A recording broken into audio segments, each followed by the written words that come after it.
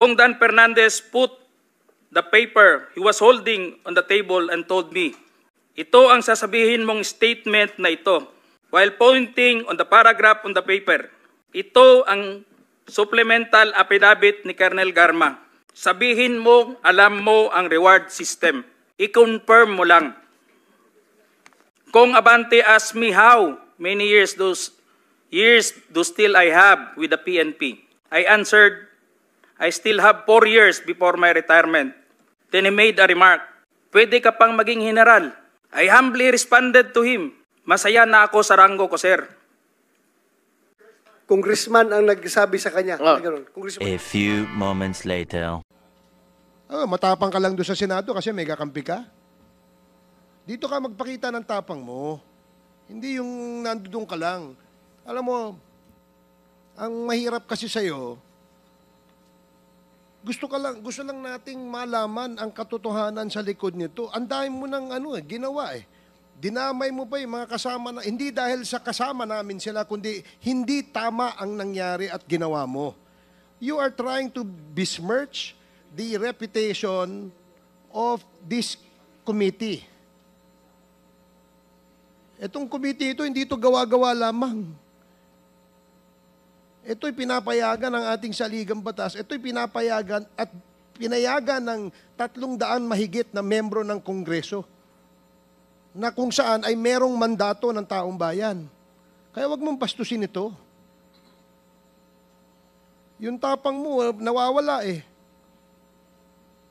Tawagin mo yung kakampi mo. Ang nakakabahala po doon sa bahagi po ninyo, Colonel Grijaldo, ay naibahagi po ninyo doon sa statement ninyo na meron pong 2 miyembro ng mababang kapulungan ay di umano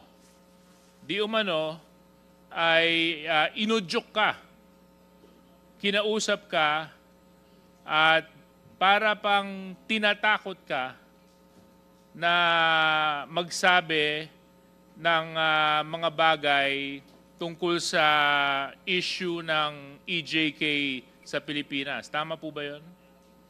Your Honor, I would like to stand by my statement in the Senate under oath, Your Honor, and I would like to invoke my right for self-incrimination, Your Honor. Okay, but you have already stated your statement. So, Comsec, meron po ba tayong kopya nung affidavit ni Colonel Grijaldo?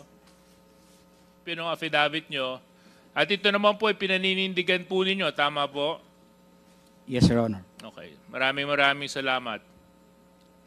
Dito po sa number 7 ng inyong sinumpang salaysay, sinabi po ninyo dito, when I entered the end room, I saw 2 lawyers of Colonel Garma standing inside the room.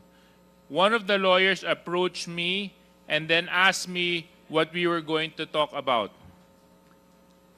And I said that I do not know. Number 8, after a while, Congressman Dan Fernandez entered the room and he asked me to sit beside him on the right side. Then Congressman Abante entered the room and sat on the far end, chair on my right. Far end, chair on my right.